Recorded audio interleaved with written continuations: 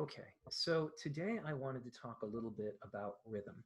Um, Rhythm is absolutely essential to the creation of a poem, but we tend to reduce rhythm just to, oftentimes in discussions of poetry, to meter.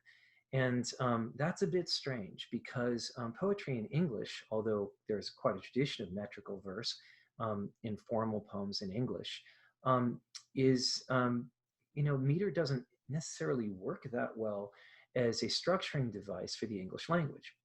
Um, we need to remember that English is a bastard language. It's created and developed from many different languages. The sonic palette is incredibly varied for those reasons. Um, and it creates for kind of a polyglot and very diverse linguistic sort of arsenal. And that's great, but it does mean that there are certain sort of things that are inherent to the English language, both in its structure and in the way the words work and sound, that kind of disrupt a strictly metrical use of rhythm in the English language. What I'm going to do today, though, is I'm going to break down some different ways that we can think about rhythm. I'm going to talk about meter, but I'm also going to talk about different kinds of rhythmic patterns in the language that are more based on syntax, um, grammar, and even just lexical repetition that are certainly part of our tradition, but maybe a different stream that feeds into the river. I'm going to start by first going through and breaking some of this down for us. Um, so what I'm showing you right now is a screen that sort of talks a little bit about meter. Hopefully, that's large enough for you to see. But rhythm and meter. So meter is actually a pattern of stressed and unstressed syllables within the line of a poem. I talked about this briefly when I did a presentation on the formal poems, talking in particular about the sonnet. But there are definitely there are many different kinds of meter, and I'm just going to talk about four here very quickly. One kind of meter that is the most common in English writing, and it's because it matches the way we speak more closely than just about anything else, is iambic rhythm.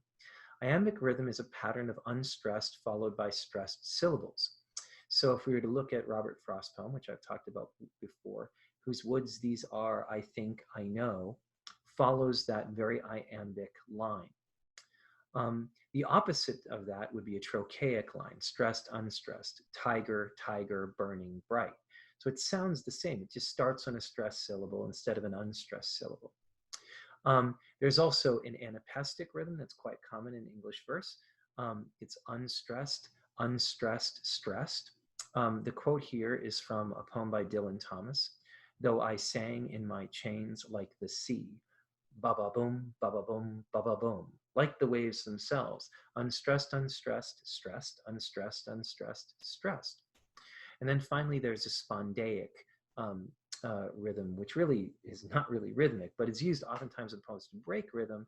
And this is caused by a series of repeated stressed syllables. Stress, stress, stress, break, break, break, for example. Um, Now, if you think about these rhythms, it's not just the existence of the rhythm, but the repetition of the rhythm that makes us hear it and actually creates that rolling feel in a poem. Um, in formal verse, not all formal verses, because verse poems, but in much formal verse, there is a metrical pattern that's being followed. The problem with relying only on meter for rhythm is it's a little bit uh, you know it's a little bit um, I wouldn't want to say, I would say it's a bit of a false, there's a little bit of Emperor's New Clothes going on here. And let me explain that. So it sounds obvious that whose woods these are, I think I know, is iambic, ba-boom, ba-boom, ba-boom, ba-boom. But a lot of that depends on how I'm reading the line. And that's not actually how I would read the line. And the reason it's so clearly iambic is part of it is that's how we're taught to read the poem. And also because the other lines also follow an iambic rhythm.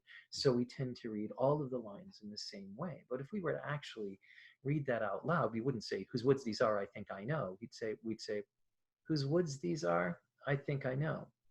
We also probably wouldn't say these are. It's an archaic inversion that's a little bit odd, and is used by Frost to maintain the iambic line. We'd say, you know, we definitely say that in a different way. The other problem with meter as a structuring device for rhythm is that it doesn't take into account the fact that we have in our language long and short vowels. In rhythm, if anybody knows music, if you pay attention to music, has to do with time, right? So someone who's keeping steady rhythm, if you have a good drummer, they always keep the same space between the beats. If they don't, we get upset because the drummer is speeding up or slowing down. Sometimes drummers get frustrated because rhythm guitarists will often speed up by trying, like when they try to add emotion. Drummers will do the same thing. And it throws the whole song off. So all of a sudden you have the rhythmic Tower of Babel where everybody in the group is playing at a different time and has a different idea of what we say the one is, which is the first beat in the measure. And if you can't find the one, you're just a mess as a band. It might sound shambolic and fun live, but on a recording, it's nightmarish. So in English language, that sort of happens because of these long and short vowels. So yeah, whose woods these are, I think I know. His house is in the village, though, is the next line. His house is in the village, though. Well, you wouldn't say village. It wouldn't, with the same amount of time between the stresses as you would with I know. Village, I know. Almost impossible to do that. So in the English language, meter is one way of organizing rhythm, but another way, which is actually just as traditional and comes right out of the Old and the New Testament, is through syntactical, lexical, and grammatical patterns, which I'm talking about down here. A lexical pattern is a repetition of the same words and phrases throughout the piece. That kind of repetition can be productive. You don't want to just repeat random words, but words that are important. It not only adds emphasis, but it creates a rhythm and a pattern to the poem, especially if these patterns are spaced out in relatively the same rhythmic distance from each other. Grammatical patterns, same function for the same words, and syntactical patterns, same arrangement of the words. Grammatical and syntactical patterns often overlap. I'm not really that concerned that you're able to break down a sentence here, as I am with you recognizing that the sentence follows the same sort of patterns. And we'll get to how that works in a second. So I'm going to take a look at an example here from Kendrick Lamar's Cartoon and Cereal, which is off the album To Pimp a Butterfly. I'm not going to read this. I'm not going to rap it for you. I am not a rapper. And that would just be embarrassing. But I'm going to read it to you as if it were a poem to give you a sense of where these rhythmic structures fall. I want to hit line drives, want to lose weight and keep eating. For you, hey, what's up, doc? Now I was raised in a sandbox next to you and her. He was holding the handgun. She was giving birth. All right, now, so there are already, we see these examples of rhythmic and metrical repetition. I want to hit line drives, want to lose weight. Want to hit line drives, want to lose weight are good examples of grammatical and syntactic repetition. It's basically the same phrase. And there's lexical repetition with the word wanna there. So you have the same words, same order, same words used the same way, and sometimes the same words. So that's, but it's not as strongly rhythmically, metrically repetitious as what comes up in a minute. Now I was raised in a sandbox next to you and her. Now I was raised in a sandbox next to you and her. You was holding the handgun. She was giving birth.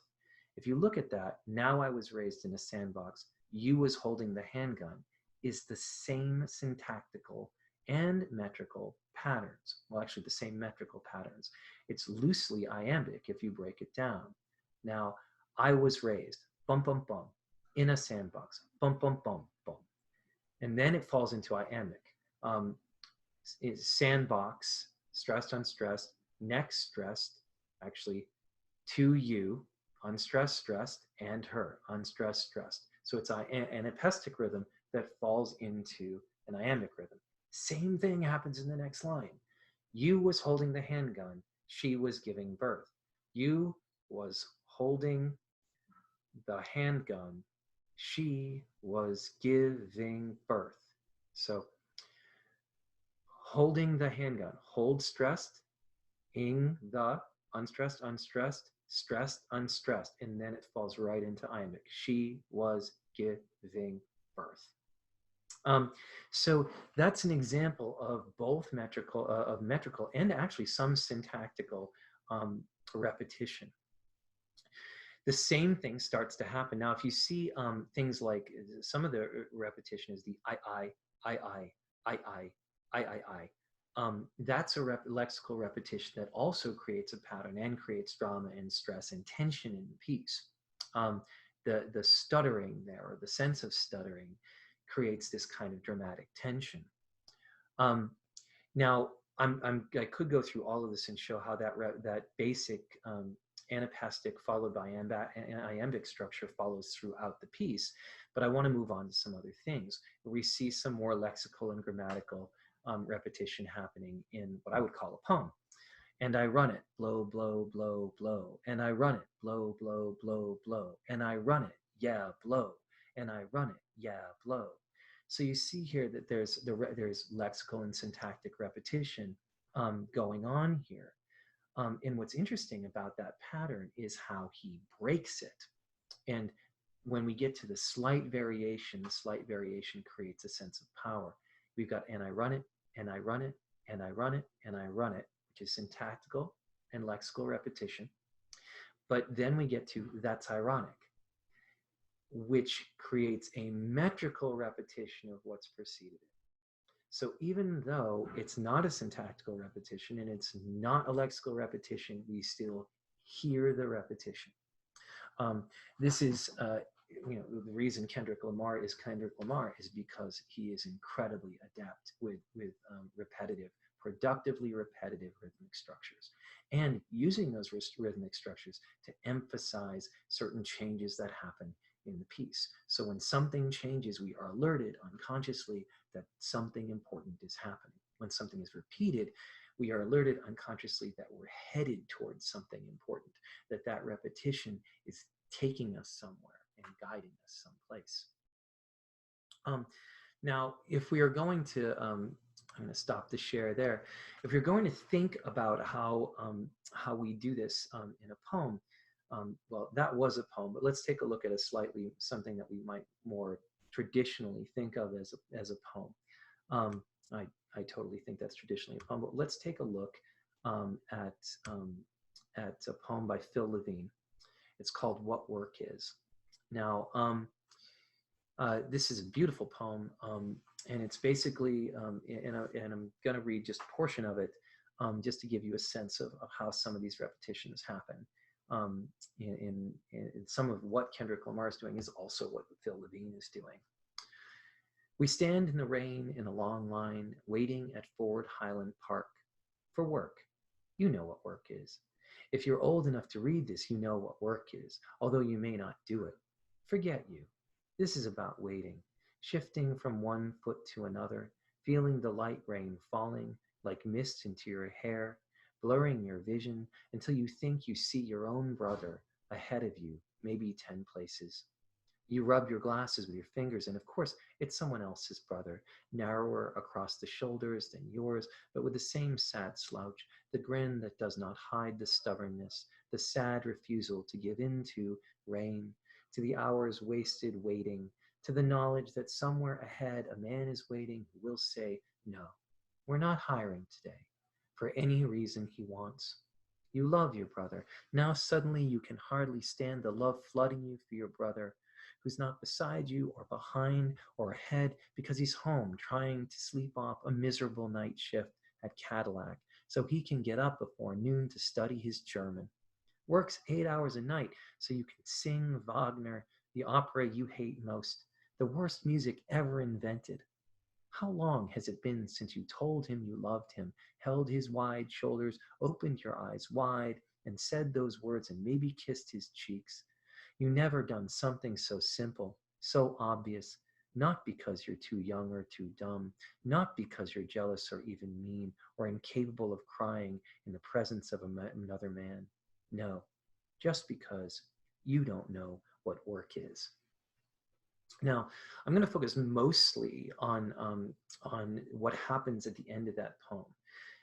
Almost all the power at the end of that poem is developed through its coming back to other reproductive, syntactical, lexical, and rhythmic and metrical repetitions that have been established throughout the poem.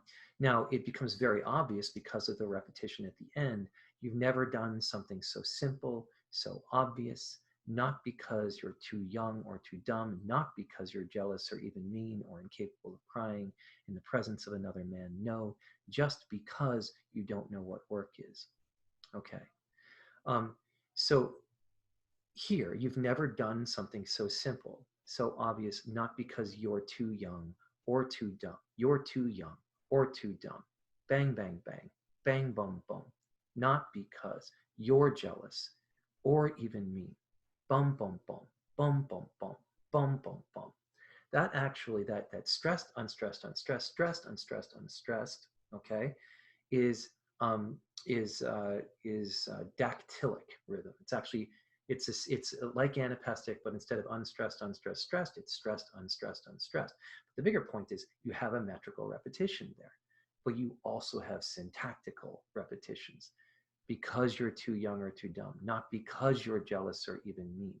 Those are the same basic sentence structures with very minor variations and a repetition of the phrase not because, not because. And of course, we hit the end, what work is, which is the title of the poem, which references another word that's used throughout for work, for work, for work, for work, for work, that's coming up throughout the poem. So the power of the poem is actually in its very careful and thought out use of repetition. If you were to go through the poem, you'd find out that those dactylic repetitions followed by iambic patterns are occurring throughout the poem, that there are lexical repetitions throughout the poem, and of course, there are syntactical repetitions going on through the poem that all work to create this very coherent and yet very, it's coherent and it's repetitious, but it rises. It takes us someplace until at the end we have that very subtle change that brings us back to the beginning, but in a different way. Hopefully, I know it was a very quick sort of lesson on that, but I'm trying to move quickly so this isn't too long or too painful, but you can certainly go back through it and take a look over it for yourself. But think about how you create rhythms in a poem through repetition. And it doesn't just have to be about meter. Think about your rhythmic structures, how one sentence can be structured to sound similar to the previous sentence, even if it doesn't share any of the same words. Read your work out loud. Listen for the rhythms that are working in the poem.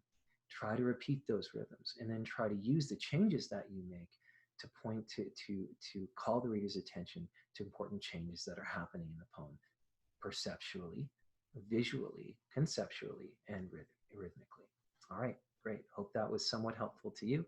I am going to stop this here.